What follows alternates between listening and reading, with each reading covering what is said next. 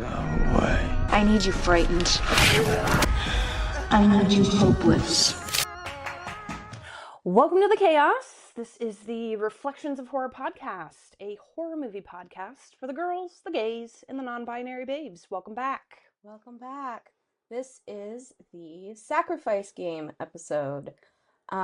Lisa, do you want to start us off with a little summary of our first holiday adventure? Yes.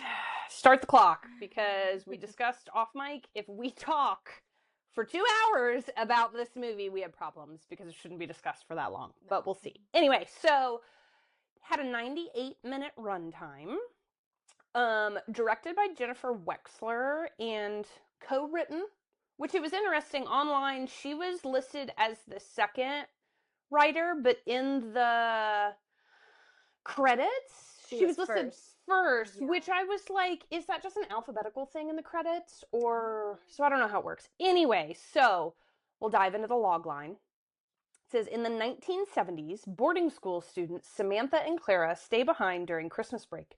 Things take a deadly turn when a murderous gang arrives at their doorstep, intent on summoning a demon. I'd say pretty accurate. I don't need to make any tweaks to that. I don't either. It's pretty self-explanatory. It's pretty straightforward. Yeah. And I feel like that's kind of I won't say it is like kind of that's the movie, because there is some little twisty twists and stuff in there that we'll get into that I thought were interesting for like playing with genre a little bit, playing with expectations. Yes. You know? Yeah. Which to defend my choice, that's why I chose it, was for the twist. Yeah. Because I watched this movie in an interesting place. I was in the middle of writing a screenplay. And I am still reading.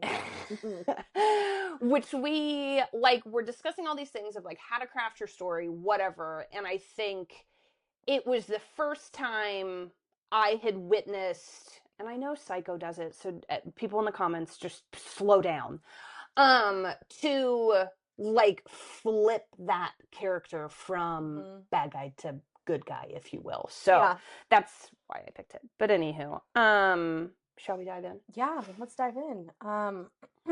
So we get the intro, title card, and does it say in the beginning where that it's set, in what year it's set in? Because it is set in the 70s. Yeah, so I have 1971, so I think it pops up. Okay, yeah, and starts with a house. There's some carolers. I love this opening scene. I do too. I will say, I love this opening scene. I did love it a lot. We've got some carolers up at a house. Yeah. And they move away, and we get this kind of shot perspective of someone's watching this happen, right? And cigarette in hand. I was like, oh, I love it. Yeah, me too. What a vibe. And then we got our a crew of 4 baddies. Yes. Walking up to this house. Yeah. Just kind of strolling, knocking on the door. Thoughts on the music? Oh, that was one of my first notes. I was like, already off to a strong start with the sound. Yeah. Excellent. For me, very much snaps me straight into Charles Manson on the Commune. That's what I said. Nailed that vibe immediately for me, and I was like, let's go. Yeah, I was like 70s automatically giving Manson vibes. Yeah. And then my other note was I do like a gang of ruffians / baddies. You would make that note. But yeah, carolers move on. Music hits up. They start walking towards the house, and I just I made a couple of notes of the tempo of a slasher. You have moments in this where you feel it. To me, it's like a dance almost. Yeah. Where it's they walk towards the house. Assumedly the husband opens the door, and it's they say 2 things, and then knife comes out, boom, straight in. Me, I'm I'm in. Yeah. I'm in. Down. Sign me up. Yes.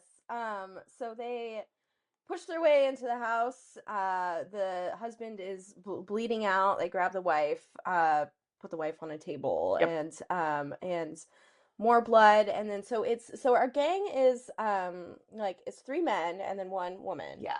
And the woman takes a paintbrush and paints a symbol on this window. And again, like very Manson vibes, very like, okay, what is this cult shit? Like, I'm absolutely loving how this was shot though, because the view is from outside the house. yeah, oh yeah. So again, still very much like, I don't know, like it takes you out of it a little bit, and you truly are just like a spectator. Yeah. And I don't know, because it's like you see them through the living room window, and then you pan around the back and you lose them for a minute, obviously, because you're outside, and then you pop up at another window, and I was like, oh, I like that.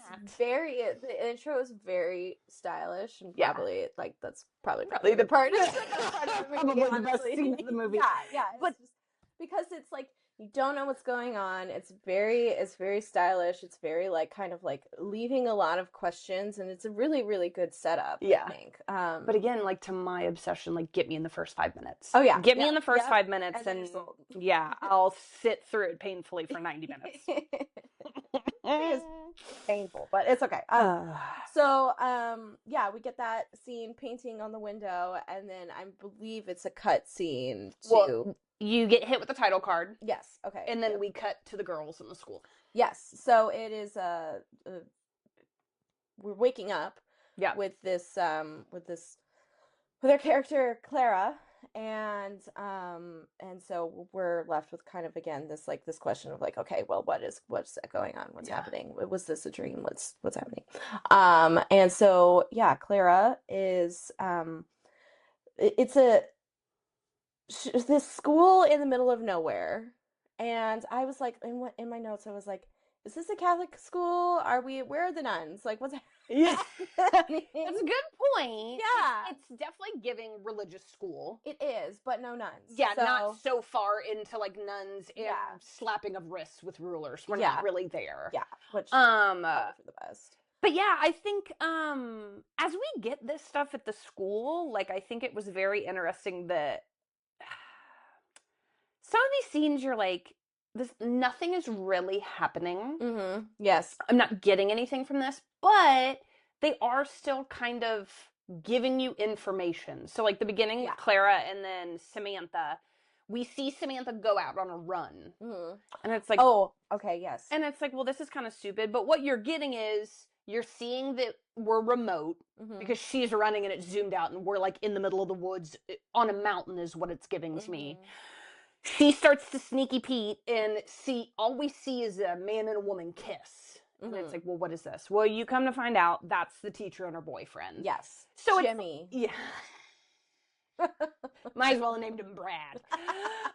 So it's like, and then we snap into class and they're being lectured about witchcraft. Yes, they are. And just a quick pause on that, just rewind like a couple seconds. When so Clara's up in a room, right? In the schoolhouse, whatever. And Samantha's going on a run, and it was like the shot of like this little kind of vaguely creepy kid looking out a window from like down, and I was like, it's giving the Omen. Oh yeah. And I was like, it is giving the Omen. And I was like, And then I was like, is it Omen or just the Omen? And I'm like, which is it? But anyway, so we like a callback. Yeah. We like callbacks to other movies. This is true. Be fun. Yeah. And then also I feel like it was very much done on purpose. Given where this heads. Yeah. Yes, exactly. That's a good point. But yeah, so we're in class lecturing on witchcraft. And I did write down like a pretty interesting quote of like when they're talking about kind of, I guess all this stuff happened in the town, like around it, like it burned down, and like, a bunch of people were like prosecuted as witches, and the teacher, Miss Tanner, Rose Tanner, is like, history isn't what actually happens; it's what people say happened. And I'm like, yeah, that's true. It's like they didn't burn witches; they burned women. Yeah, so I did appreciate that. So then we snap from class, and then they're like into the cafeteria, if you will, and everybody's whispering, and basically the news of the Christmas killers is what the newspaper says. Like there's serial killers around and whatever, and we kind of get Clara like scribbling in a notebook, so you kind of get the vibe of like, okay, She's the outsider. Yeah. I hate to call her creepy. I mean, granted, Yeah. she is a demon, so she's a little creepy. Yeah, But you get spoiler alert. Yeah. You get just like that vibe of like, okay, she's very much an outsider, not one of the cool kids. And then the headmistress walks up and snatches the newspaper, and then they explain they got the newspaper from Rose's boyfriend. And I was like, this is just it does do a pretty good job of like painting that young girls in school, and just how shit goes sometimes. And like my thing is that they're very mean, which I guess that's how it goes sometimes in girls' school. I was about to say, I have always assumed that's life at a girls' school. Yeah, for sure. And which is funny that they were so mean. I think that them being mean to like Samantha and like trying to like creep her out and stuff like is like, I think that's used as like a narrative tool to kind of push Samantha over towards Clara, right? Yeah. Because like Samantha seems very lonely and like looking for some kind of connection and stuff. But like that's what really got me, is because there is like a tagline that is repeated so many times in this movie of Black Veil Girls, which is the name of the school, look out for each other. And I'm like, do they though? Because all these girls seem really mean.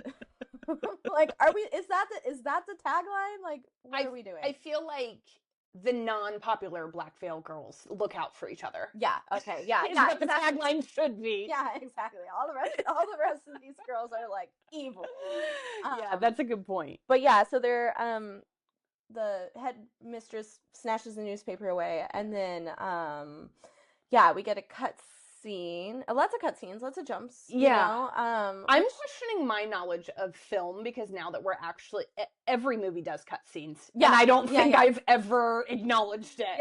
Like we've just jumped from A to B, and I'm just because our brains do cutscenes too, so it's fine. That's true. But yeah, we jump to Rose and Johnny. Jimmy, Brad. I'm gonna call him the boyfriend.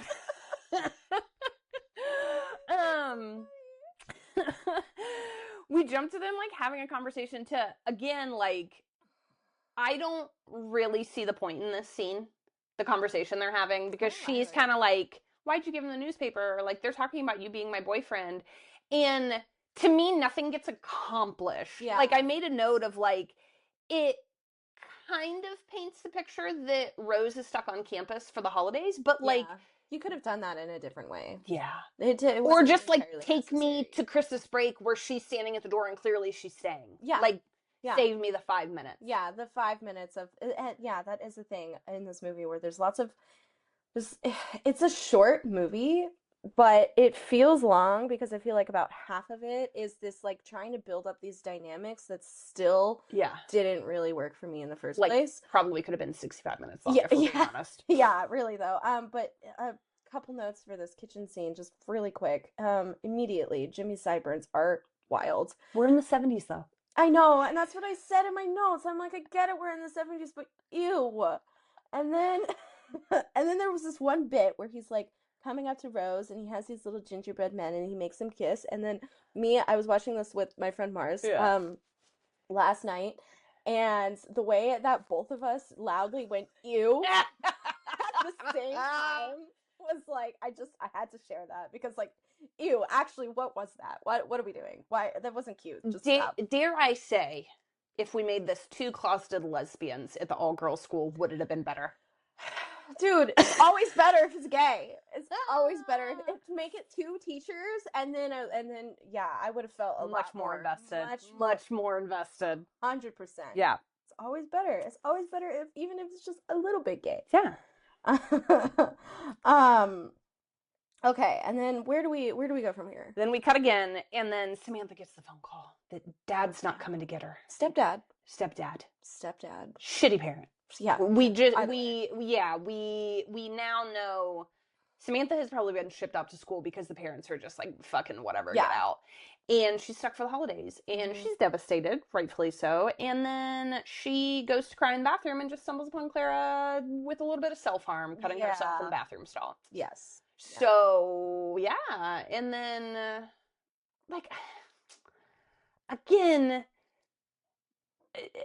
did we need that scene of going into the bathroom and finding her in the bathroom stall? I don't know, because I think it's kind of like setting it up to be like, okay, she's a little like there's something going on here, Yeah. right? Because I think that when we get to later parts, um, I'll share my doubts about that, about kind of my questioning of what happens like in that in the fireplace scene and stuff in a Yeah. little bit, but I don't know if it was necessary. Maybe it gives them an in for something to like talk about Yeah. or something. And I yeah, that was one thing that I was talking about with my friend. I was like, he was like, is it, I don't know how I feel about like this connection between like Satanism and like self-harm. And I was like, word, that makes Because sense. again, okay, so spoiler alert, we're good it out now. Clara's a demon. Claire is a demon. So it's like, if you're a demon that's been stuck in this kid's body for how many decades, I just don't believe a demon would self-harm the body it has to live in. Yeah, I don't know, because like if you look at like other possession movies, right? And I don't think that this is a possession though. It's just Clara is the demon. Like, but she's stuck in this body, right? But when you look into other possession movies, it's like the demon is usually not very nice to its vessel. Ever. Well, and like you could have tied it together because she's got the big thing on her stomach. Mm-hmm. So like, why isn't, because she's shown just going to town on her arm. Yeah. Which I'm like, I think you could have tied it together Mm-hmm. had she been carving a symbol or an emblem. Yeah, but she wasn't. She was wasn't. just shedding her blood, and So, that was, I don't know. I think it was just like a way to set up this like questioning of like what's Clara's deal, right? Already kind of like putting us on edge with Clara. Yeah. So then we get on the screen. We start like this countdown. So then we get on the screen 2 nights before Christmas. Yes. And then we're back with the gang. Yes. And they're in the church. They are. And this begins. Did the CGI? Did you flag the CGI at all? It was a sticking point for me. I didn't. I thought like there's a couple ones, like a couple, I guess those were probably practical effects though, that I was like, okay, that's pretty decent gore. So to me, the flap of skin, yeah, I think that's CGI. That's so boring. Yeah, and I think it's really poorly done. Really poorly done. Because basically they're in this church. He is probably the pastor, not really made clear. I don't think. He's a priest. He's a priest in a church with a symbol on his stomach, on his like belly. Yeah, that like the gang like rips up, and they're like, okay, there it is. Yeah, so he's like carving it off, and then you get this moment where he's like, yeah, it's like that is horrible CGI. It's a piece of green screen. Moments like that are why I'm like, I can go into filmmaking. Mm-hmm. I can figure out how to generate a piece of skin that looks better than what I'm watching right now. And I feel like it's so, like, I don't have any, like, special effects, makeup, any kind of, like, experience in that. But I watch a lot of Dragula, and they do that shit all the time. Like, I think we could figure it out. Yeah, I don't think it would be hard to make a piece of, like, skin. And I do hate that. I hate when, like, something that could be a really interesting practical effect is taken over by CGI. Because it makes me so sad. So my assumption is budgeting. And I had this realization. I was watching the director's commentary of Talk to Me, and they talked about using CGI on eyes. Mm-hmm. And I was like, oh, I didn't realize they shrank CGI down to like those small nuggets. Mm-hmm. And I'm just like, I think I have to assume it is probably cheaper to pay somebody on a computer like an hour of their time to bebop through a couple scenes rather than hire someone with practical effects experience. Yeah. Then you have to pay for everything they need to make said practical effects. That's true. And at the risk of several takes. Yes. You know what I mean? Which like has to be redone and everything. I'm gonna look up the budget of this movie actually. Just as we go on, I'm like, I think the budget. I have to assume the budget worked against her. Mm-hmm. was like, did you think there were some green screen moments that were I- just fucking silly? I did. We'll I get did to that. feel I that. flagged a couple. I was like, this is a fucking green screen and it looks awful. Absolutely awful. What are we doing? But yeah, so then they're carving this guy up and he's yelling, don't let it out. And that's like, for me, was kind of where I was like, okay, we're going the demon possession route. Like, yeah. I've got my little slasher happening, but like this, we're gonna split at some point and we're gonna go into demon territory. Yes. Which is like a fun kind of like genre meshing thing. I Yeah. will give the movie that it like it keeps you on your toes in terms of like what kind of horror are we? What kind of horror genre tropes are we dealing with? Well, and that's how it got me, because I was going in originally, the first time I watched it, I thought it was a slasher. Yeah. Hence by the guy stabbing the guy in the first 5 minutes. So Yes. anyway, we all make mistakes. So we're in with the guys, and then now we start this rhythm of like every time we see the gang snap, we're with Clara. Yes. In her eyeball. Yeah. Oh yeah. Yeah. And that bothered me a little bit because I guess I didn't really put it together until, I don't know, this morning of like why she was it seemed like she was dreaming this stuff, and Yeah. maybe she was like seeing it because they're working on like freeing her, Yeah.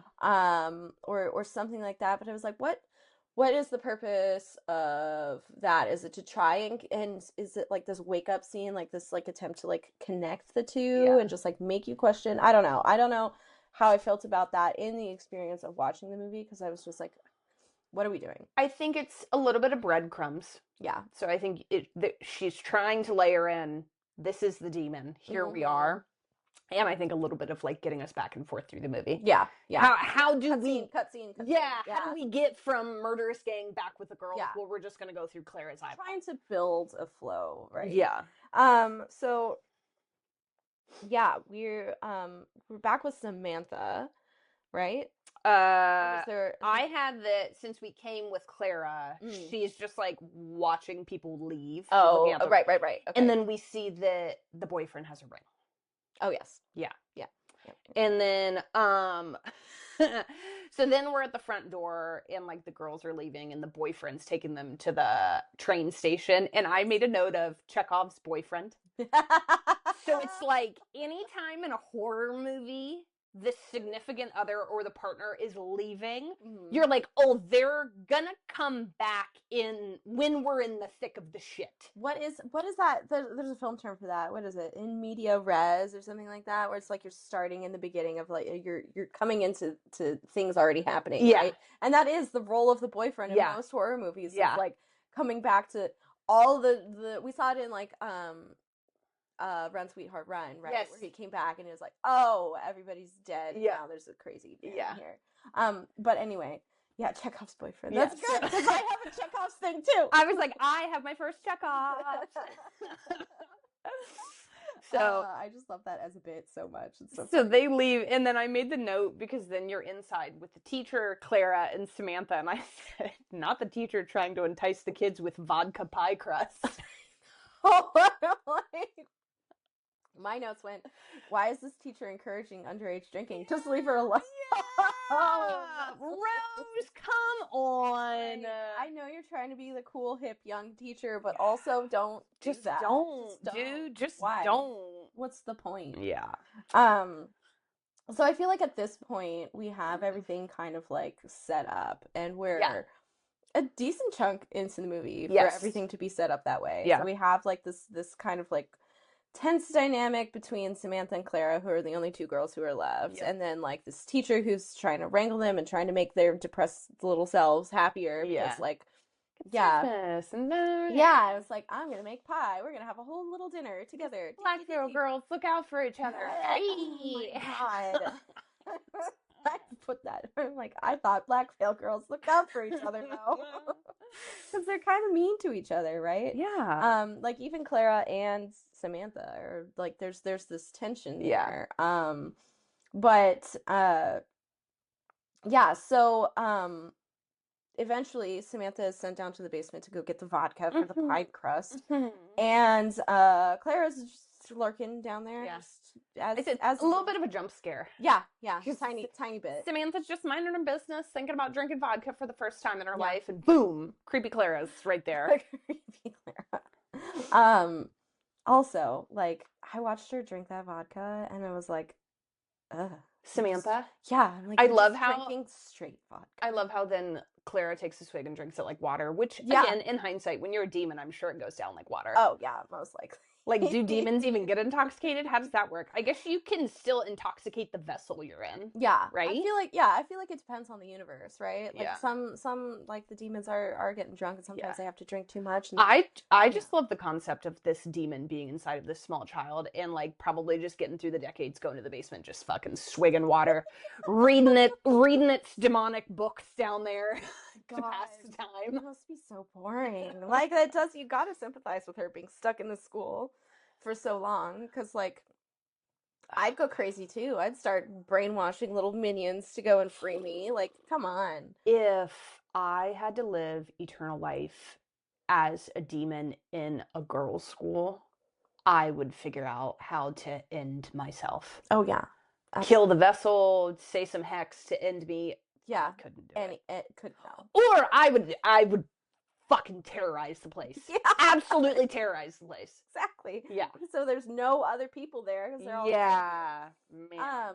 So yeah, she's over these like old dusty looking books, and she's like she tells Samantha, she's like, these are the books they don't want us to read. And I'm like, okay, cool.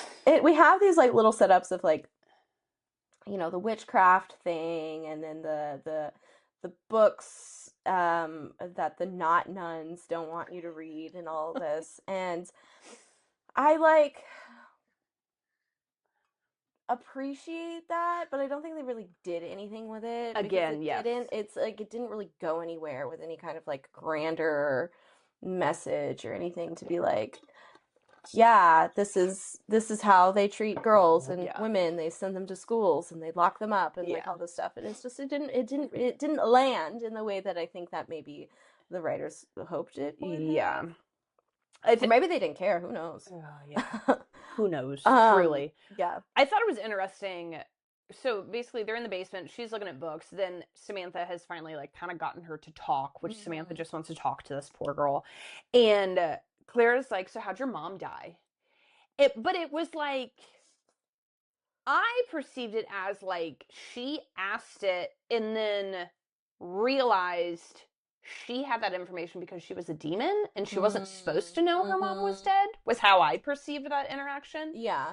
Because the look on Clara's face was like, oh, I've said too much. Yeah, because like I think it was said by Samantha too that it was like no one's like the headmasters weren't supposed to say anything about that. Yeah. And then I think she makes some reference to like her necklace, which also like there's some continuity things in this movie that really bothered me. Like the necklace. It's like, where'd the necklace go? What's going on? But yeah, like mom's necklace. But then they like drink together a little bit, like they share a little bit of you know, themselves, and that was, and it's like, okay, they're trying to bond, like they're like Samantha just really wants to bond with Clara, I think, because she's sad and lonely and her mom is dead. Poor orphans. Yeah, man, tough life. Tough life when you're an orphan and you have a shitty stepdad. Yeah. And then we're back with the gang. Back with the gang. Car. And then I think this is, I guess, trying to paint group dynamics. Yeah, for sure. Because you have Maisie and Jude in the back seat, clearly an item or flirting or whatever. There's interest. Yes. Sharing a cigarette, kind of making out. Yeah. And then Doug and Grant. Yeah. Doug has the car. That's his whole thing. That's the only reason why he's in the group. Yeah. And then Grant is like a former soldier with PTSD, right? Yeah. And so so it's like, I said something, I was like, okay, well, at least Doug's not just the third wheel. There's a fourth wheel, too. But Doug's like looking in the rearview mirror, and we're getting a lot of jealousy. Yes, big time incel vibes. I will say, like, I don't know, not a fan. But so he's watching Maisie and Jude make out in the backseat, and then he's drinking from a little flask while he's driving. Yep. And that's fine. It was the 70s. I guess that was okay then. Yeah. Hits a deer. Yeah. A little bit of a jump scare because it's like smash, we're screwed. Yeah, exactly. And I said it was so funny because they hit the deer and they all get out of the car, and I'm writing in my notes, I'm like, dead deer always feels like a bad omen. As soon as one of the characters was like, this feels like a bad omen, and I was like, here we are. Sure is. But it is, I think that is an interesting trope because it is a recurring one. I think I've seen it in several different horror movies. It was in Get Out. Yeah.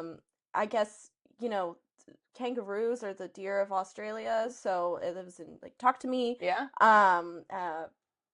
It's just a recurring theme, and like a bad omen. It always kind of like indicates something this is when things are about to start going amiss, right? Yeah. And I do like that as like a trope tool. I have my opinions about tropes and stuff, and some of them never work for me, but I think that is one that does. You can get behind that one. Yes, I sure can. But also, I wrote in my notes, Chekhov's dead deer. Correct. Yeah, so they hit a deer. They're kind of spread out in the middle of the road. For this scene, I felt like this was a green screen. Yeah. Why? You couldn't find a road somewhere? Like come on. Yeah, I don't know. I was like, this is kind of killing this for me. Can't find the budget, and it's driving me crazy. Well, I need to know. They're not going to tell you they made it for $12. Yeah, I'm like, what if they spent millions of dollars to make this movie? That's what I want to know. I'm like, is it a front? It probably still cost them hundreds of thousands of dollars, which is absolutely absurd. Probably a couple million, I would guess. Yeah. I'm going to guess 3 million. That sounds about right. Yeah. Anyway.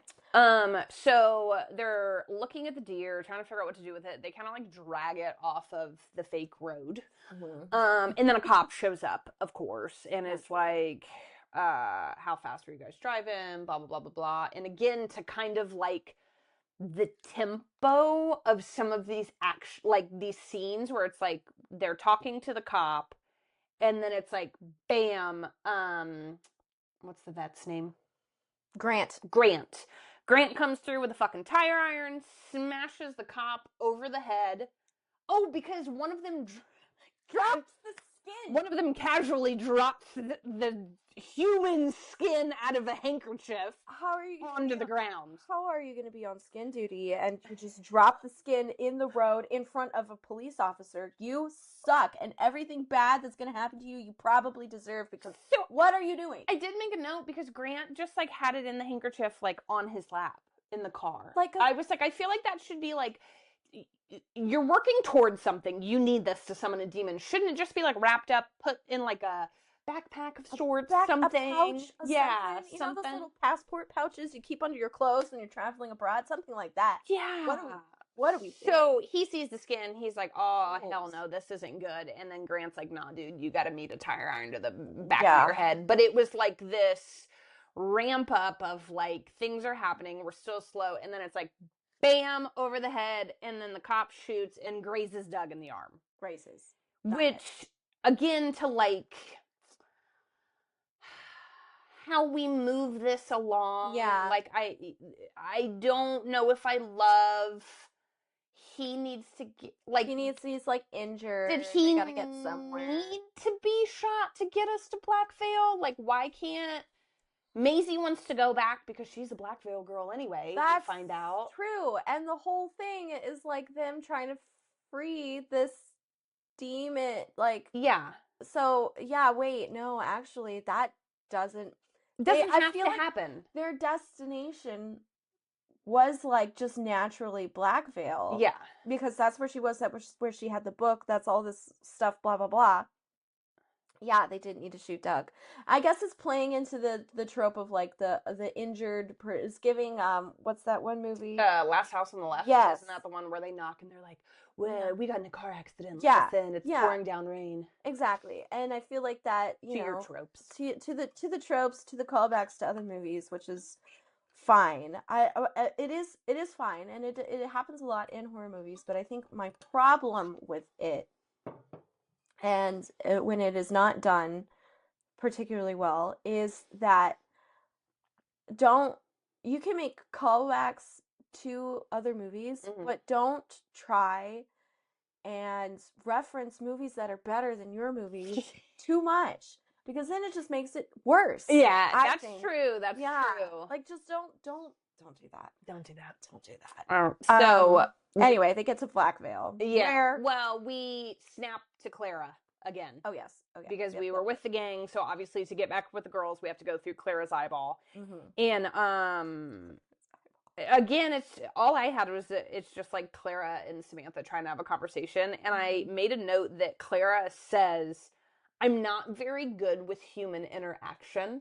Yeah. And I was like, well, is that because you're a teenager? Because you're a demon? Yeah, right. It's funny because I noted that, and I was like, sounds like something my roommate would say, and I'm like, okay, that tracks. She's just an awkward, like a antisocial kind of like person who doesn't know how to deal with people. And also like she's like, I don't know how to open up to people, and I'm like, oh, okay, I get it. Like you're the outsider. Yeah, we get it. edgy. You're the outsider. You probably have trauma. It's fine. Yeah. Like, come on.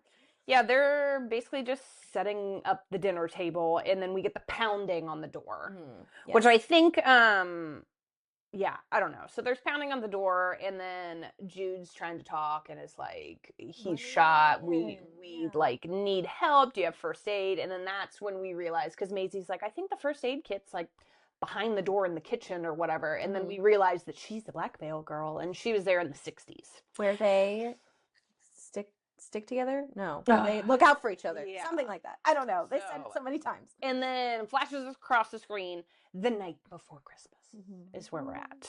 And then they're in the kitchen, and she's bandaging him up, and the girls are like huddled together. And again, Jude's being weird. He's sitting on the counter. Making weird little Jude comments. I think like this is a scene, if we had better actors and actresses, like we could have felt a little bit more.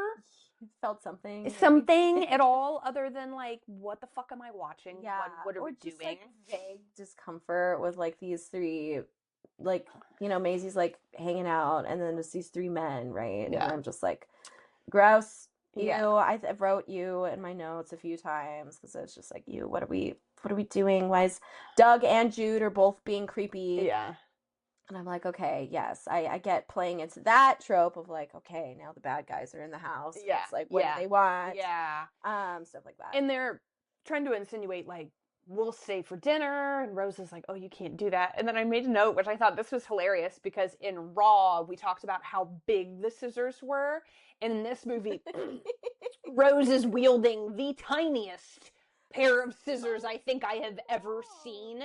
To try to keep the Christmas killers out of the girls' school, and I'm like, that's not going to get you very far. No, it's not going to get you anywhere. So yeah, it's crazy time now. But I will say, so that happens. The girls run. Yes. And I made a note, like the type of shit that I love in slashers is how casually Jude turns around, takes the turkey out of the oven, and goes, is someone going to go get them? Like, I love those little moments. Yeah. I'm like, I love it. Straight psychopath. He wants to make sure the turkey's not burned, but he needs to get his cronies to go get the girls. Yeah. Yeah. And that's a good villain. Like, Jude does have his like good villain moments that I did appreciate. Yeah. But yeah, so we're running for the bad guys. I think Doug is mostly sent after them. Yeah. I don't know where Grant went. Grant, oh, I do know. I remember now. Grant is somewhere else. Doug is hunting the girls. I made a note for this scene between Doug and the girls because, like, Clara's, like, crawling underneath the table. Mm-hmm. And again, to kind of, like, the tempo of this, she's crawling, we're building tension. Doug looks under the table. She's not there, which is kind of like a release of tension. Yeah. And then, bam, Samantha absolutely smashes him with a chair. Yes. And that was done pretty well. Yeah. Because it's like almost like a dance to me. Yeah. And then Doug starts choking Samantha out. Yes. And I made a note I think that scene could have been creepier had it been zoomed out and you were looking at like the entire empty cafeteria and just them in the distance. Yeah. Because it's zoomed in kind of tight on them, and I was like, meh. Yeah, like kind of eh. And then so Clara has the knife and she's watching Samantha kind of be choked by Doug, and As a demon does. as a demon does. And I was like thinking about it, I'm like, okay, it'd be interesting if like Clara like went for it and tried to kill her, because at this point we don't know that she's a demon, right? She's just these two girls, right? And I'm like, yeah, give me a murder child. Like, give me some of that. Give me some of that. That would be interesting, of like playing with the repercussions of like this child murdering a man, right? Yeah. But we don't get that. She just hands the knife over. Very calmly. Very hands easily. him the butcher knife. Yeah, and we see this in the building, in the kind of building scenes after, of like she's very kind of complacent with everything that's happening and calm. And we're like, okay, but why? Yeah. And then Chekhov's boyfriend returns. As the teacher is trying to barricade her inside of a room.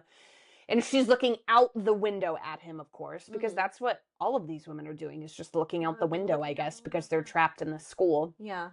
And big man Grant comes with his tire iron that he loves and just smashes the boyfriend over the head. Yep.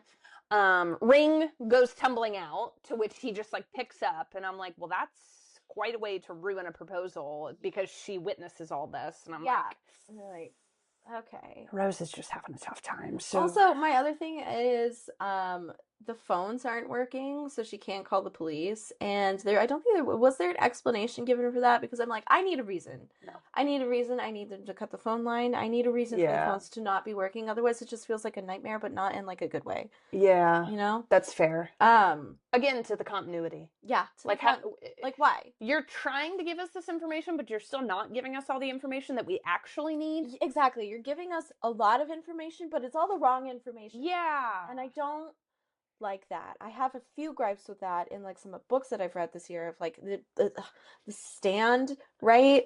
Like, I was reading The Stand, and that book is 1,200 pages long, and it like it expands on all the things that I didn't care about. Yeah. And I don't like it when things do that. Like, give me the actual information that I need.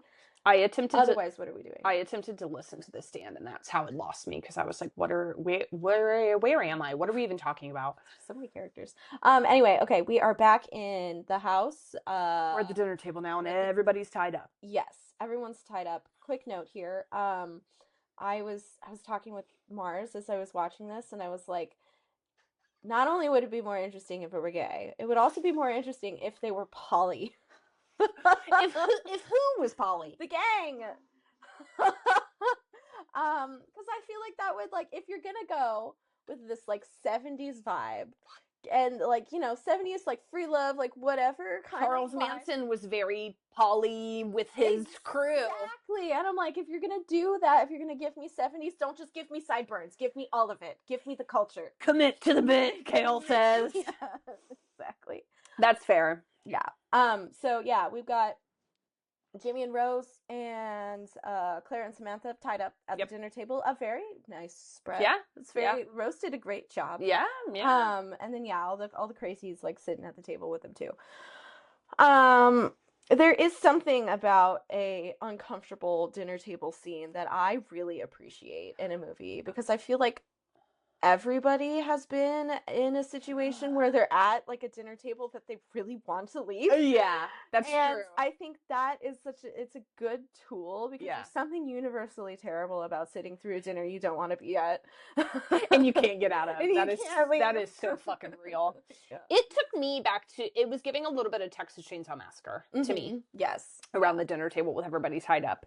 But I made some notes about, again, to this, we're at the dinner table, it's uncomfortable. I don't know how much we accomplish, other than like Rose gets her face forced into a plate of food to eat, and then comes back up with just a little bit of potato on her face. And I'm like, I thought she was just drowning in mashed potatoes right now. How are you going to give me a piece of potato next to her mouth? Just a smidge. Commit to the bit. I felt like cinematically it could have been shot a little bit different. Like, I questioned the lighting.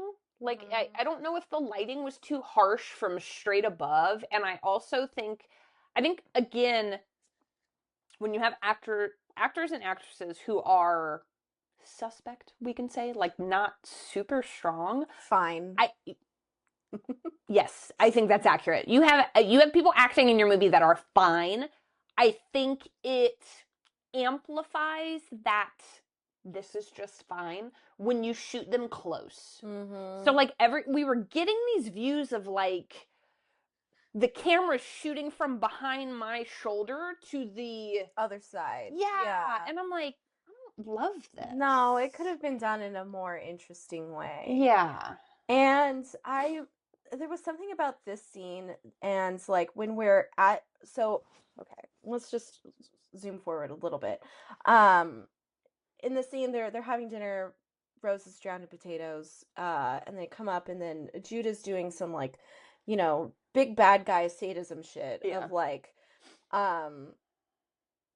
having Rose and Jimmy like mimic this proposal thing, right? And I was like, okay, like that's a good way to show that Jude is like fucked up, right? Yeah, because that is power hungry. Yeah, and power hungry, like that is like fucked up. It's very sadistic. Because he like puts Jimmy down on his knees and is like, "You're like, what do you say?" Yeah. And then Jimmy like freaks out, turns around, and like tries to hit Jude, and then just gets his throat cut.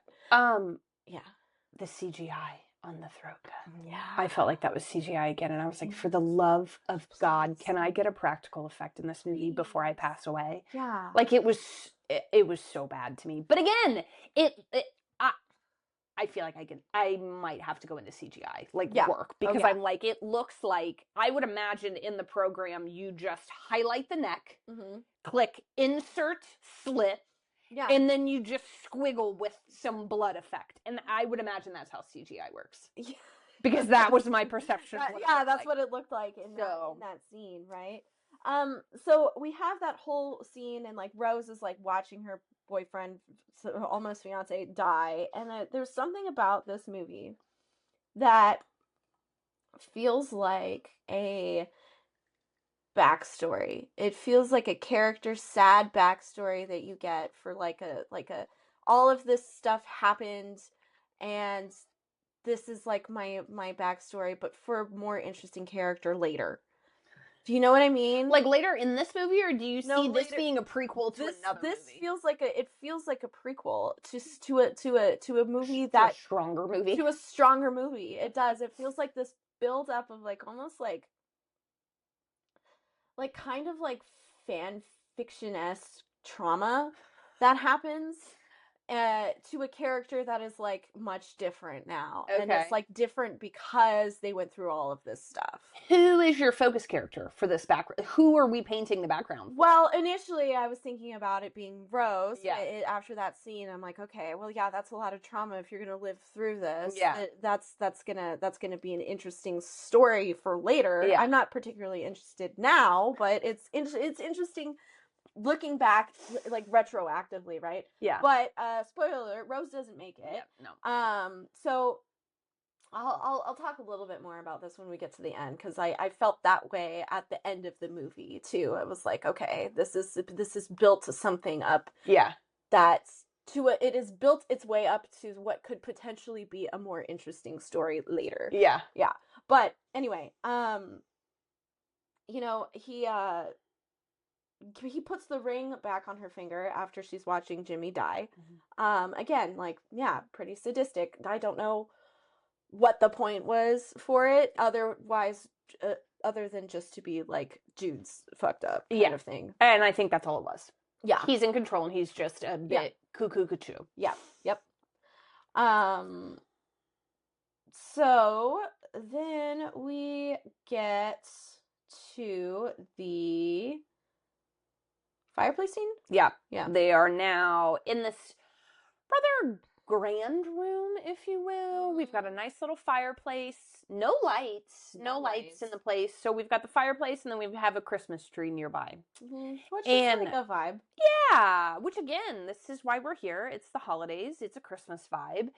And Which I do actually frequently forget while I'm watching this movie. I'm like, oh yeah, this is a Christmas movie. yeah.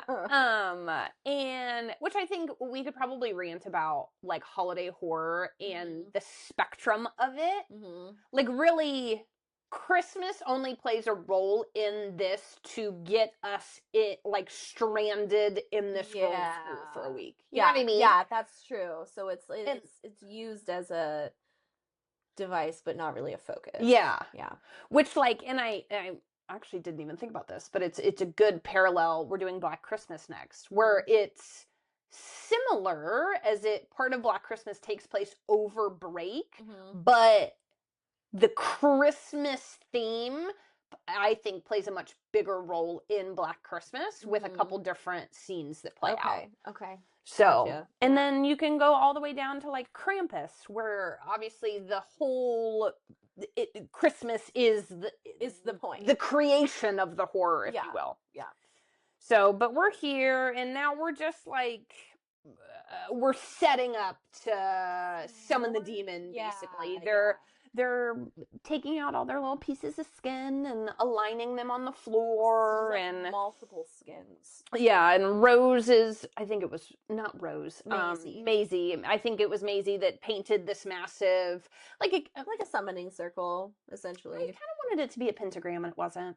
Yeah. You know, I don't know if that's like too cliche or too traditional, but I wanted it to be a pentagram. Yeah, and if you're gonna do like because I think they were trying to avoid that, right? Yeah. But if you're gonna do all of this and go in with and go again, like it's like a commit to the bit thing. Yeah. If you're trying to do it more interestingly by making it like this kind of more obscure cult with these more obscure symbols, why? Yeah. When you're already playing up all these tropes anyway, just go all in. Just go all in, because then that makes it camp. Yeah, true. And I think with these very, like, specific symbols we're seeing, I would have loved to have a bit of a better understanding of the demon, or the symbols that we're seeing, or the concept behind all of this. Yeah, give us a little more lore. Yeah. If you're gonna set it up with things that we don't already recognize and don't already understand, give us the lore. Yeah. And you could have made it as simple as Clara could have given us the lore. Put Clara and Samantha in the basement and have Clara, because you could have pinned it as Clara's just trying to scare Samantha, but instead it was like very quickly glossed over and was like they're actually just drinking vodka in the basement. We're not going to get any context of what's actually in the books. Yeah, and the only like kind of like monologue explanation that we get is Jude talking about summoning the demon and getting all this. Which I don't want to fucking listen to Jude talk. I don't want to listen to Jude talk either, because he's so annoying. And I actually I said sarcastically, we love when a villain explains his whole plan. But so he starts talking about how his dad was a preacher, and while he's going on his power trip, Rose is using the ring that I guess that's why we got the ring, to give Rose a way of getting loose. Yeah. Breadcrumbs, who I don't fucking care. Be better. Be better. So she's like using her ring to try to cut the duct tape, which I really don't think would work. But I did find it interesting that so we're getting these cut shots. She's trying to get out of the duct tape with the ring. He's talking about how his dad was a preacher, and he says it's not prayers that gets God's attention, it's sacrifice. And I was like, oh, I can get behind that. Yes, I can get behind that too. I think that's cool. I feel like if you had taken that and done more with it, it would have been a better movie. Yeah. Because I think that there are like little crumbs and little bits and bobs in here that I think like if configured differently, could be done in a really interesting way. Yes. Yeah, so Rose escapes. Before we get there, I do just have a couple points. So Maisie makes it clear that she found a book of magic while she was there as a student. And they followed the letter and are trying to make a deal with the demon who will give them unimaginable power. As one does when one is trying to make a deal with a demon. I just don't think I would ever trust that a demon would give me unimaginable power. I would immediately think that that demon is going to do something with me that I'm not going to actually enjoy. Yeah. Demons are not trustworthy. They're not. I don't care if they write it down in a book. One, I'm not reading a fucking book. Don't. I have a sticker that says don't read the fucking Latin. Like, just don't. Wait. So, I'm like, I don't believe it. I don't know. I feel like I'd fall for it. I'd do it. Like, what do I care about my soul anyway? Like, I'd peg you as one. And yeah. then you would be a fucking vessel with no power at all, and I would be really sad. Yeah, but you know, it'd be a good backstory. Cale's just here for the lore. I'm just here for the lore. But then she talks about how they've come to the girls' school for the blood of the innocent. Blech. Come on. I literally made the note. A bit of a trope we're seeing based in patriarchy. Yeah, true. Yeah, and it's like, I thought we could be better than that. And then it just undoes everything and what got them to the school in the first place. So they literally were on their way to Blackvale. Exactly. What was the point of Doug getting grazed, not shot? But I made the note of, like, could they have just made this a boys' school? Would it have worked? Interesting. And I think that is the downfall of society's impact on art, is I don't think you could make this at a boys' school because nobody thinks little boys are innocent. Mm-hmm. Interesting. Yeah, that's a good point. That's a really good point. That's where I spiraled watching this. Yeah. Second time through. Yeah. I was like, here I am consuming a movie based in the patriarchy, and I fucking hate this now. Yeah, exactly. And just because it was written or directed by a woman doesn't mean that it doesn't play into that, because we all live in it. Yeah. We're all influenced by it, right? It was giving a little bit of Jennifer's Body. Sacrifice the virgin type shit. Yeah. But like, and for a split second, when they kill Rose, we're just gonna keep this ball rolling. They kill Rose. And I was like, wouldn't it be awesome if Rose was like a little slut? Yeah, right. And then the demon comes out wrong. Exactly. But that was not it. It was just that they're idiots and they do it wrong, which we'll get into. Could be more innocent than a little school teacher. Shut up, Jude. Just shut up. Stop talking. Disgusting. I don't know. I don't know how to fix that, but it gave me the ick and it made me annoyed. Yeah, I agree. If it was gay, I think, well, I hate the thought of brutalizing little gay boys. Yeah, me too. Also, I also really hate that thought. I don't want to think about it. And then you're going, well, we're feeding into homophobia because you're sacrificing little gay children. Yeah, but at least that would be like, I don't know. I don't think I could do that. I stand by it would be better if it were gay, but if you couldn't, Rose was gay. I was gonna say you couldn't. Wow, but then you're killing a lesbian. Yeah. Don't kill the gays. Yeah, I don't want. Everybody else kills the gays. Yeah. Anyway, Rose is dead, and the lights flicker. And, I don't know. They're like, well, and it was like, so she tries to break free. He like punches her, drags her into the circle, and then he starts yelling about Sirach, King of Hell. Like, I've never heard of that demon before. Again, you're giving us a fucking specific name. Why do I not know the story of what we're trying to, like, I need to know who Sirach is, because all I'm thinking is you're trying to get a bottle of vodka in here. Like, what are we talking about? What are we doing? Just use Satan. Yeah. You don't need the lore. It's like, if you're not going to give us more of it, it's silly. But I do like the kind of like, all right, we did it. We did everything. We made our sacrifices. We did everything by the book. Where's the demon? I said it was a little campy, the stabbing scene, because like the lights start to flicker in the back, and I was like, oh, okay, we're just getting like lower and lower. I think we're running out of money at this point. Like we're getting worse as this is going on. And now it's Christmas. Now, it hit midnight. Yeah, Christmas, the witching hour. And then this is like I think it's a little bit of like comedic relief, because basically the gang is just like kind of like looking at each other like, well, now what? Yeah. Like we summoned it. Where is it? What's going to happen next? And Yeah. I was like, where's our power? These 4 turds. jokers. I do think it was like kind of interesting and probably could have been more interesting in that it was kind of like at that point they're trying to figure out what's going on, and it's like implied that like all of this was Maisie's idea. Yeah. Like Maisie is like kind of the leader here. Maisie's like, well, I'll go to the basement and find the book and see what we messed up. Yeah. Yeah. Of course, because it has to be the woman who's intelligent enough to read a book to figure out what we're doing. Men don't read, that's gay. That is definitely getting added to the merch. Oh, God. You heard it here first. So, and then this is where, like, Clara, we get deeper and deeper with Clara of, like, what is her fucking deal? Because, like, Samantha is clearly terrified. Yeah. And Clara just very calmly looks at Doug and is like, what are you going to ask the demon for? Yeah. Yeah. What's your plan here? Okay, Clara. So something's going on here because you just watched your teacher get stabbed in your responses. So what are you going to ask the demon for? Yeah. I feel like that's what little Cale would have asked. If you were a Black Veil girl doing this, you just would have been sitting back watching and you would have been like, so I'm like, well, now I'm traumatized. Now I'm just like numb and I'm like, all right, what's the we're in it. Where are we headed? Yeah, where are we going? Yeah. Yeah, at least make it worth it, you know? So we're kind of like playing up this part. We're switching back and forth between like Doug and Grant and Clara and Maisie.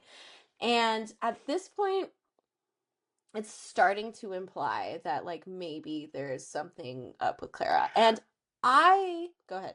I made a note. So we're at the 1 hour mark. Okay. So you basically have like 30 minutes left in this movie.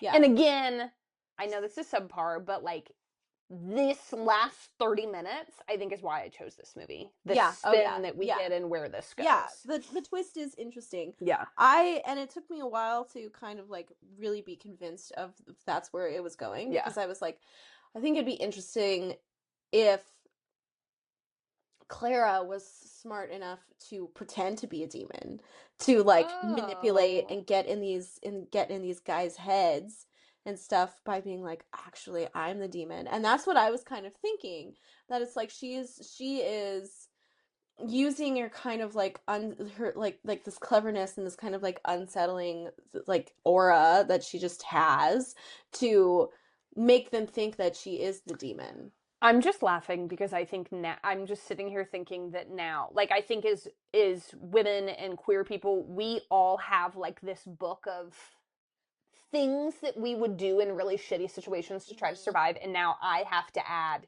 pretend to be a demon. Pretend to be a demon. Yeah. Yeah. No, for sure. It's like, well, just freak them out. Yeah. Freak them out more. Because by being scarier. Yeah, so basically like we're getting these cut frames of like Maisie and Jude are going down in the basement, and then Doug is like kind of trying to follow them, but also like kind of trying to go find more alcohol, whatever. And then so it's Clara and Grant are left. Yes. And Clara at one point gets up and whispers in his ear, hell is waiting for you. Mm-hmm. And then the flame, I felt like they made it so like it felt like the flames were getting a bit bigger, and maybe even a little bit of CGI in his eye. Like I felt like we saw the reflection of the flames. Yeah, yeah. And then and then like with Maisie and Jude, we're hearing that whisper of hell is waiting for you, but I couldn't tell it. I don't think the characters heard it though. Only we were hearing it. Yeah, because nobody had a response to it. Yeah, maybe they were hearing it in their brains or something. I don't know. Like, and then because like after that, like Jude just starts going a little bit crazier. Yeah. Just got like exponentially more annoying. Yes. But before we get to Jude acting like he's the one possessed by a demon, like a fucking idiot, Clara says, I want to show you something. And then that's when she goes into this, like, shows the belly, has the scars. And I felt like Clara's performance, like that actress from this point on, was like really good. Oh my God, no, I did put that. I put that in my notes of like I have to have it. I have to hand it to casting. Yeah. That they picked a really good, dead-eyed, creepy little person Yes. to be Clara. Like, Well, and- absolutely the best acting, I think, in the movie. Yeah, literally, her last 30 minutes is absolutely like our best acting we get because she spent an hour really not saying much and then like just fucking turns on the creepy because Yeah. now she's a demon. And I think she sold it. Yeah. Oh, And I absolutely. think that's what saved the movie, honestly. Yeah. Yeah. I agree. Because if they had a bad demon too, I'd be like, for Like, fuck's what? sake, I can't catch a break. What's the point, right? Yeah. Um. He also, I'm probably going to go slightly out of order, but it'll still make sense because again, the order doesn't really matter because part of half of these scenes, you're like, what the fuck was the point of that? Yeah. Yeah. So anyway, Clara does this little dance, shows that she's the demon. A little dance. She does do a little. It's dance. a little like Megan-esque. Yeah, you're right. Which isn't fully fair because it's two different, but again, that's where my brain went. No, but. and I think I saw something because I was on, as I am sometimes, on Reddit reading about stuff about that, and they're like, yeah, it's very like Megan meets whatever, meets whatever. And I like the idea of like having to summon a demon with an interpretive dance. If I were a demon, that is what I would make people do. Like, you have to sacrifice someone, sure, but also you have to do a little dance for me. Oh God. And then she like tells Samantha like you need to go, which I think is a little bit of like, is Samantha like the only girl to give her even the light of day, which has made this demon be like, I actually don't want to kill you because you want that bad. I think so. And that's one thing that I really like because I love the idea, the dynamic of like a demon, like this powerful demon who has all these plans and stuff, and them just having like a little human pet. Yeah. Like just a little buddy. It's Get like, out of here. Shoot. Yeah. Yeah, I'm a big fan of that dynamic actually. Yeah. But so then we've got Maisie and Jude in the basement and they're starting to hook up, and Jude, to me it's like Jude's acting like he's possessed, but is Jude actually just abusive? Right. Because he like chokes her out. Right. Because if he's like, I am the, was he, I don't think he was chanting, I am the vessel at that point, but he was just like he's like trying to choke her and she's like, you're hurting me. And he's still going and pretending that he's like, I can feel all of this power. Yeah. And it's like, but you actually can't because you're not the demon. Yeah, you're actually, demon's been here the whole time. Yeah. You're actually just a dick. So basically. Yeah. But she ends up cracking him with a candlestick, and then that's when he starts saying some shit in Latin. And I'm like, Jude, fucking go home, man. I wish someone would kill you already. I think at this point I was like, wow, I can't wait until he dies. Well, and then he just starts to spiral because like then we're getting these cut frames of like Clara trying to tell Samantha to just like go, and Samantha is still so worried about her, and I'm like, you have seen this girl hand a butcher knife to one of the killers. You have listened to this girl go, well, what are you going to ask the demon for? You saw the scars on her belly, and still you're like, but Clara, no, I can't leave you with them. Samantha, just get out. God damn, girl. Can we cut that? I need that. Samantha. No, well, I think it's like Samantha's just really lonely. She just really needs a friend, and she doesn't care if it's a demon, and that's okay. Yeah. But then Jude is like roaming the basement in like this trippy state. Like it's almost like he's having like an LSD trip, but it's supposed to be him being possessed by the demon. And I was like, you're losing me here. I just think everything that happens with Jude from here on is actually so funny. Yeah. But then we're back with Clara and Grant in front of the fire. And I feel kind of bad for saying this, but I said, I don't know if it's his acting or what, but the monologue is not really hitting for me. Because he has like this monologue about like It probably would have been Vietnam, right? Yeah. Like the war and just shooting people. And I was like, this could have been better. Like, I get what you're trying to get at, but it's not landing for me. It's not landing, and I think the reason why it's not landing is that I just simply don't care. Yeah. You know, Yeah, there's been nothing that has given, there's been nothing that have been given in the movie to really make me care about any of these characters. That is very valid as far as, like, everybody preaches you have to develop your characters, so and people they fucking spent care. so much time trying to do that, trying to develop group dynamics and, like, all of this stuff, and I still didn't care. Yeah.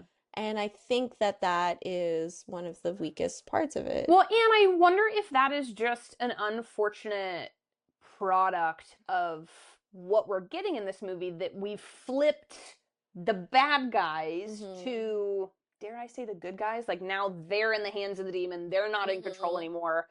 It's just, it's weird. Because, well, and I even say that, though, and I feel like it's really only Maisie that gets a true bad guy to good guy flip. Yeah, that's true. Because Grant really just becomes like her brute force. Yeah. So like so Clara paints the symbol on Grant's forehead and like talks to him and like I feel like uses his like sad PTSD brain to brainwash him into 1,000%.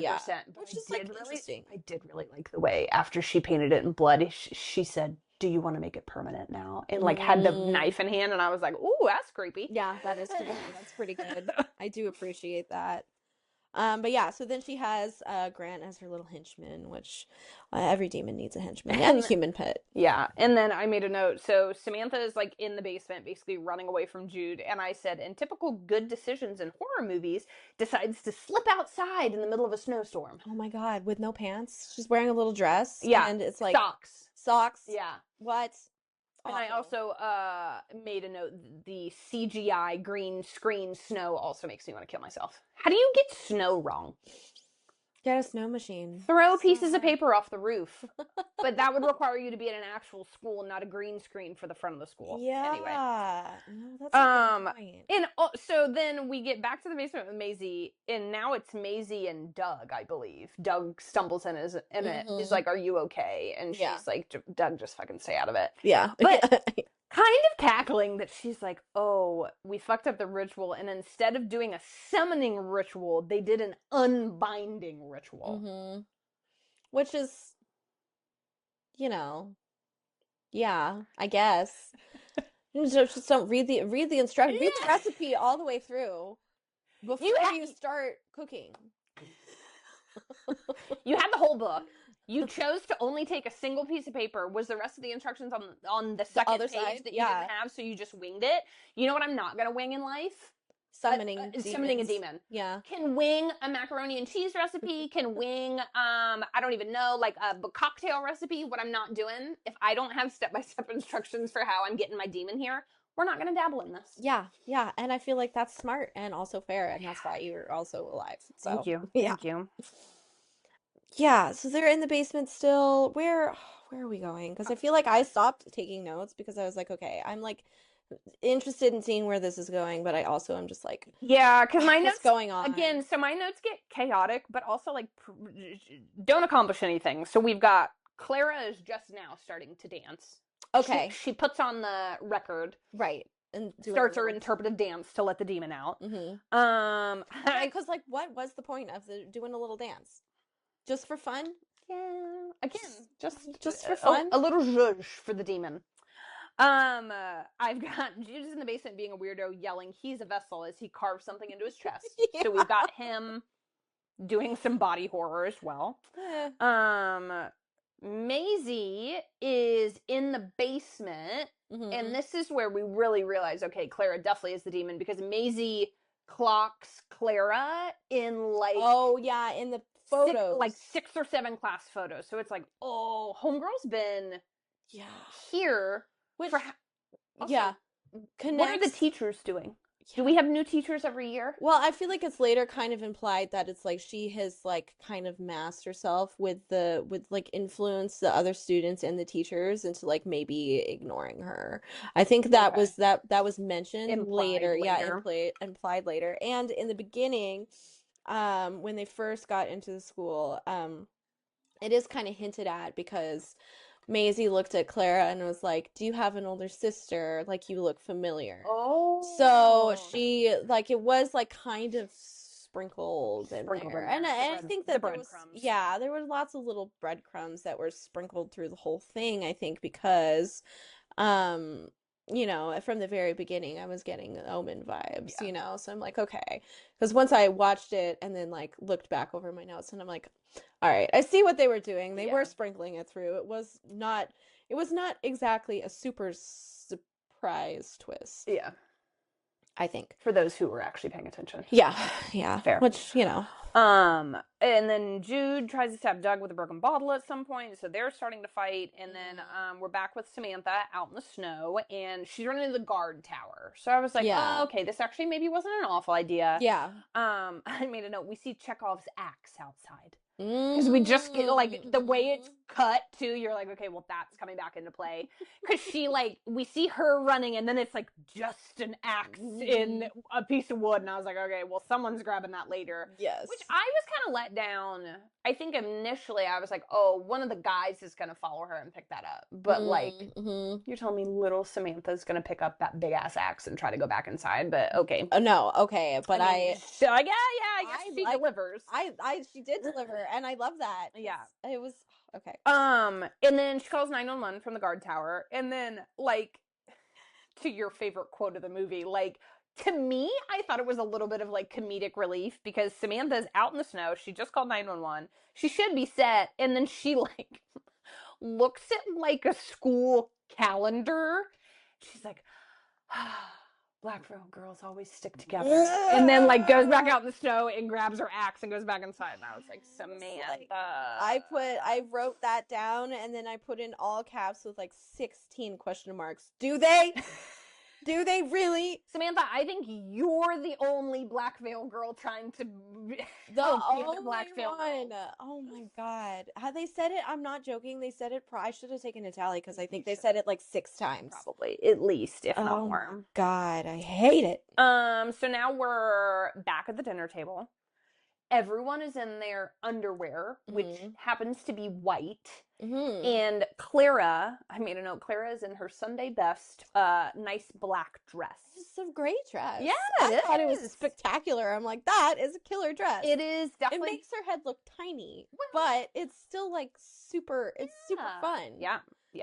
So, we love a demon with flair. Yes. You know? Yeah. Like, give me the theatrics. You're going to be a demon, be theatrical. Yes. At least. Yes. And then she starts to explain that the fire that we were hearing about in class at the very beginning that wiped out the town,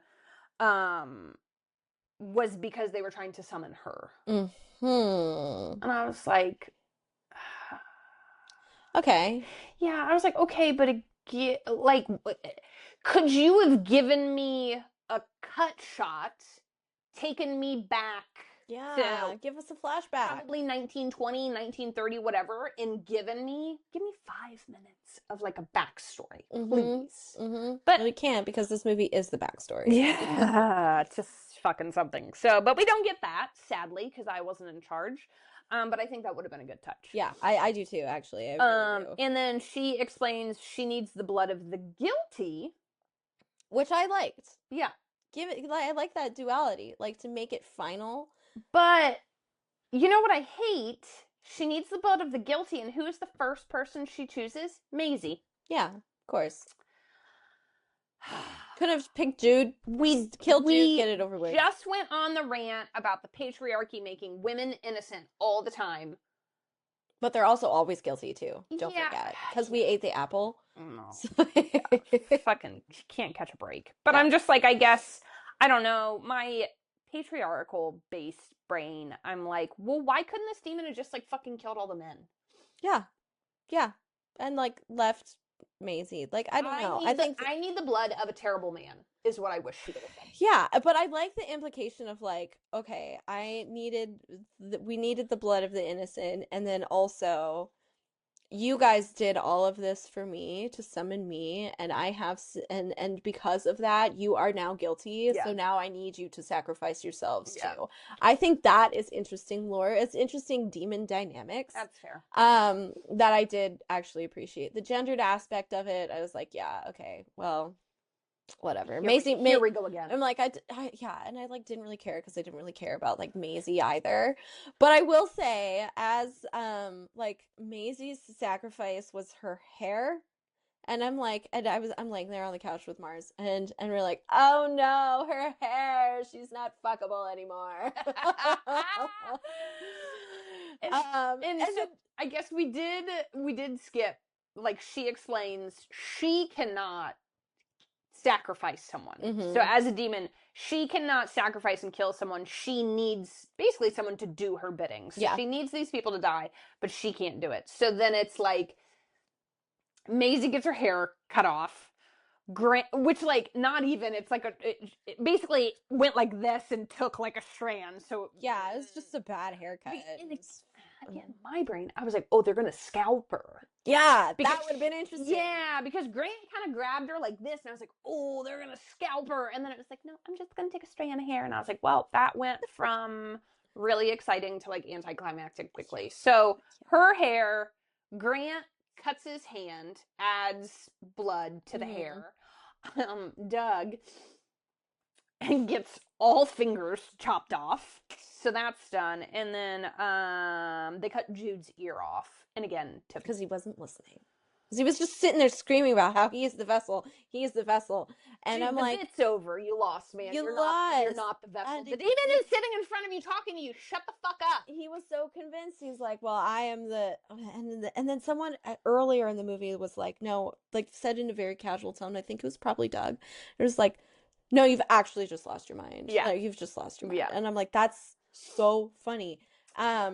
But yeah, this is my favorite little note. This is the last note on my notes before I just stopped taking notes. I was like, Jude is actually so pathetic. I hate him so much. It was probably when the ear got taken off, I would imagine. Yeah. Also, Chekhov's deer, because the deer head is on the table at the dinner. And I was like, I did, because I saw that and I screamed. I was like, it's the deer.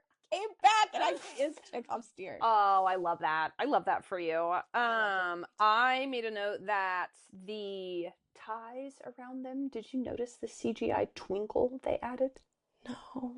So there's like a twinkling effect to the ties around them, because when Samantha comes barging back in with her axe, they just like dissipate. Oh, interesting. Okay, so they were just like little demon ties. Little demon wraps. Didn't even use rope, just demon wraps. Yeah. So when she goes to the school, and I made a note, swear to God, the front of the school even looks CGI as well. Like, it really what did. happened? You couldn't find a girls' school to shoot at? Like, come on. I mean, in Raw, they went all the way to Belgium just to have like a kind of school that fit. But then to do the demon's bidding, so Grant kills both men. And then you're thinking, okay, are they going to kill Maisie? What's going to happen? And then I feel like Grant, like a little cuddly bear, kills himself. Yeah. Because he doesn't want to kill Maisie. Yeah. Is my perception of it. Yeah, I perceived it that way too. And I'm like, that's okay. Yeah, so then that's actually when Samantha comes barging in. With the axe. With the axe. Our little twinkly wraps disintegrate. Maisie in her underwear runs. And then Clara just starts whispering in Latin. And Samantha's like, please stop. Yeah. And then, so as Maisie is running, we do get a flash of like a demon down one of the hallways. Yeah. Not a great looking demon. But like, again, so you're showing me the demon. I still have no backstory. Sirach the demon? Yeah, Sirach rocking all night long, and then it was like rocking around the Christmas tree. Yeah, Sirach's rocking around the Christmas tree this Christmas. But it was like Sirach. Also, my question is, they said Sirach the king, I think. So is this a male demon? Like, if you're going to take me down the demon route, I need to have an explanation if we're going outside the realm of just Satan. No, I agree. And like, give us some substance, right? Not just and also don't show me the demon.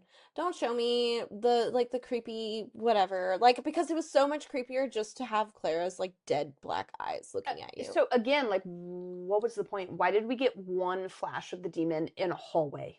Not even doing anything. It would have been different had like the demon just popped up and ripped Maisie's head off, and that was the end of the movie. I would have been like, oh, okay, shit. Yeah, and then it would have like played with the same like continuity errors of like, well, I thought the demon couldn't kill anybody. And it's like, okay, we'll just let everything fall apart at the end. Yeah, but Clara, a little funny demon, talks about how she can't kill anyone herself, but she can fuck with someone long enough that they kill themselves. And I was like, oh, that's an interesting demon dynamic there. That's fair. I did appreciate that. I like the idea of like trapping, like having like trap Maisie in there, and but she doesn't. Maisie gets out. Well, so we skipped over Clara's monologue when she's levitating. Yeah. Okay. So we're there, and like Maisie's trying to get out, and like Clara's following Maisie, and then like Samantha, like a good little pet human, like following Clara, kind of like, are you okay? Like, how can I help? Yeah. How can I help? Are you okay? Did they do anything to you? And like she starts Clara's like, you've kind of fucked everything up here because she's gonna get away. Yeah. I need her to die so I can get out of here. And then the whole thing, like this annoyance that Clara has for Samantha, and Samantha's just like kind of like puppy dog. So like, I made a note of what they said. So Samantha is like talking to her like, I just want to be your friend, basically, which I'm like, God damn, Samantha, you are so dense at this point. She's like, I just want you to let me in, and Clara says, well, I need you to let me out, basically. And I was like, oh, that's an interesting. That is. I did really appreciate that, actually. Yeah. It's like, and then she does. Yeah, because Clara, I think, unlocks the door. I think that's Clara's. Unlocks it, and Maisie's right there, and Samantha just swings that axe and kills Maisie. Yeah, and I was like, I was hoping that would happen. I think if it had not happened, if Samantha was actually no, never mind, because in the beginning I wanted to murder Child, right? I wanted Clara to murder Doug, right? Yeah. And then I thought it kind of rocked that like Samantha is just like, okay, for my new friend. Yeah. I'm like, that's awesome. That rocks. That's so unhinged. The first time I watched it, I don't know why, I emotionally got hooked to Maisie. Mm-hmm. Like, they got me with that flip. Like, I felt for Maisie. Yeah. Once we were at the dinner table and she was, like, hysterical. Yeah. I don't know why. I was like, I'm Team Maisie. I hope she makes it out. Yeah. So then when the doors opened, in the way they shot it, I think the scene goes, like, you're looking from behind and then the doors open and then they flip it. Mm-hmm. So then you see Maisie coming out and then she just falls and you realize Samantha cracked her with an axe in the back. Yeah. And then, so that was disappointing for you. I had loved it. I was like, finally. But then it was substance. Yeah. But then it's like, then you have this little moment of like Clara, like, the CGI barrier falls and then she can get out the door. The sparkles. And then it was just then you're like, okay. It's a young girl needing a friend because Clara asked Samantha, do you want to come with me? Yeah. And Samantha decides to leave and live a life with a demon for the rest of her life. Yeah, and that is like, okay. It's exciting. It's the setup. It's like, okay, well, now what? Yeah. Now what's going to happen? So this whole You could do a number 2. You could do a number 2, and I feel like writers. Yes, because perhaps us. Yeah. Shudder, if you're out there listening with our other 25 subscribers, Shudder, if you're in our subscriptions.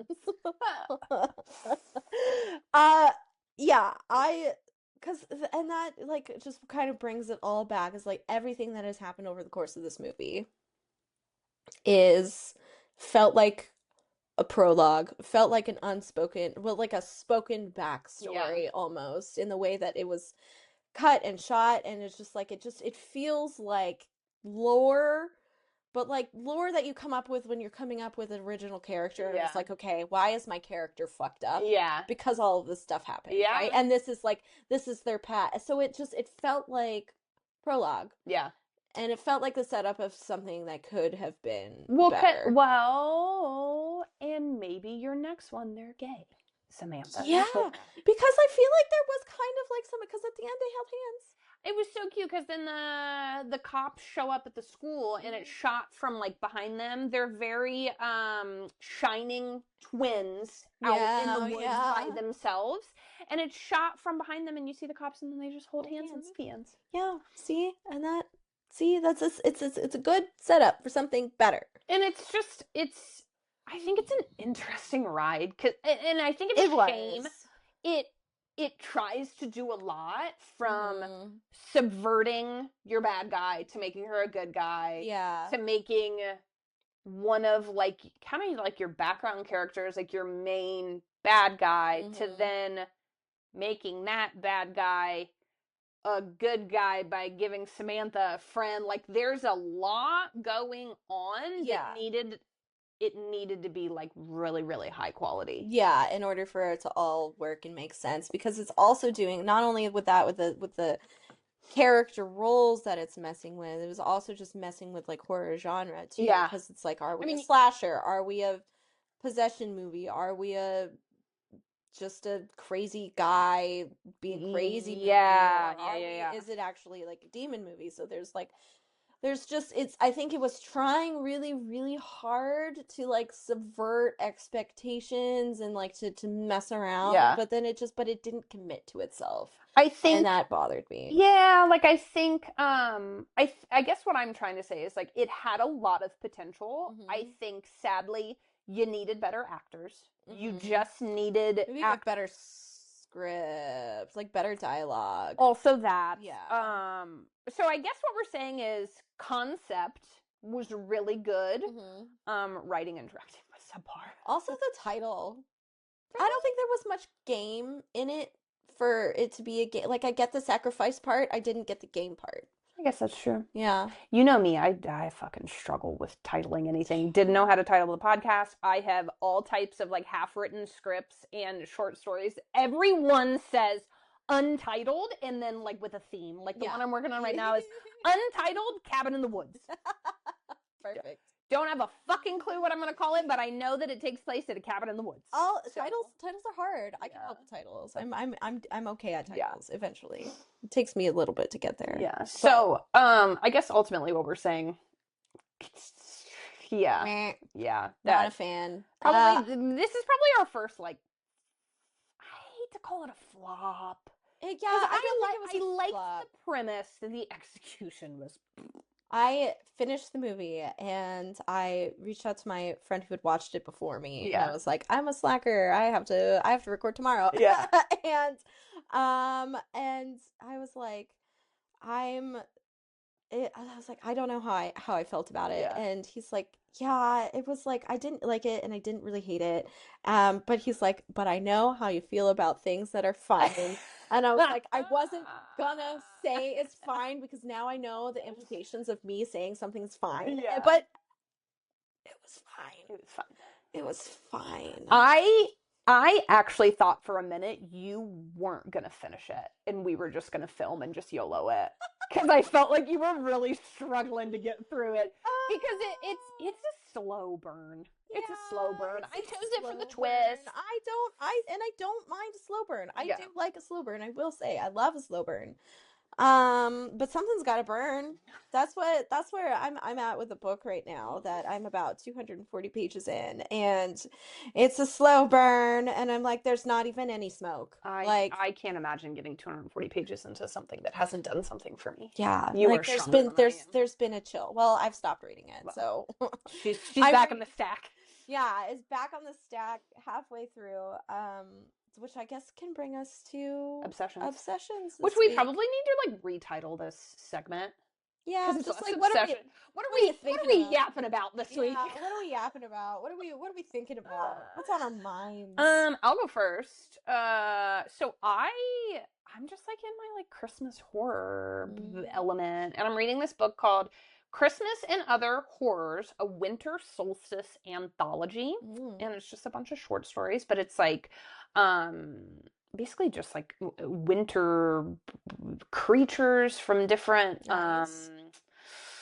areas of the world, or like the one that I was reading right now, like it's not, I don't know. It's like in Wales, and it basically subverted, like it was supposed to be this tradition of, it sounded like drunk people basically going to door, and they take a horse's skull with them, and you're supposed to like kind of feed them and bring them into the house, and then they do that. But then you realize that the husband and wife, the house that they came into, are actually murderers. So then they're basically like, okay, like, bet we're actually going to murder you. And then it turns out that they showed up with the skull of the wife's horse from decades ago because she took it back. Interesting. Yeah. So That's I just cool. I love creepy things around the holidays, around Christmas, because I think I'm obsessed with the concept of other countries providing so much more depth than just like Santa Claus. Than just capitalism. Yeah. Give us lore. Yeah. Like, I love, if you're naughty, Krampus is going to show up and beat you with a broom. Like, I love that.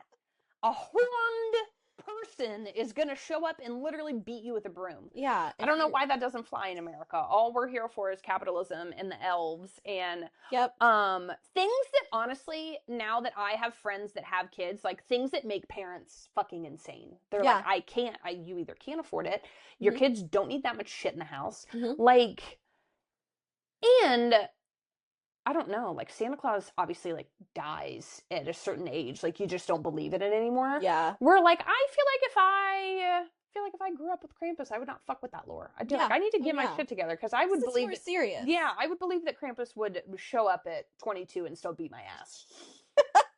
So I am just obsessed with other countries that have a lot better, like, solstice lore than we do, is my current obsession that I just can't stop yapping about. Every time I go to work, I talk to Cale about what chapter I read in this book. No, and it's very entertaining, because I probably won't read it, but I do like hearing about it. Yeah, exactly.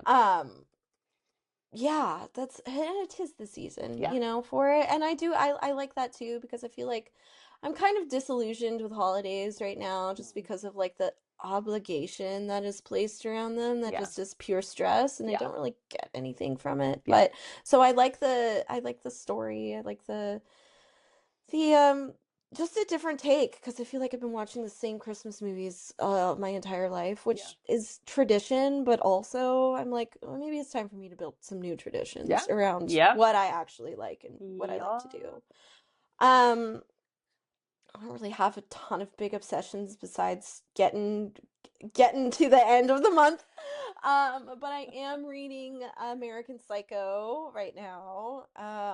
And it's crazy. It's so crazy. It's like because I picked this up earlier this year, and I read through it, not through it, but I started it, got a couple pages in, and I was like, I don't think I'm in the headspace to read about paragraphs and paragraphs of Armani suits. And I said that kind of just like Armani as a placeholder.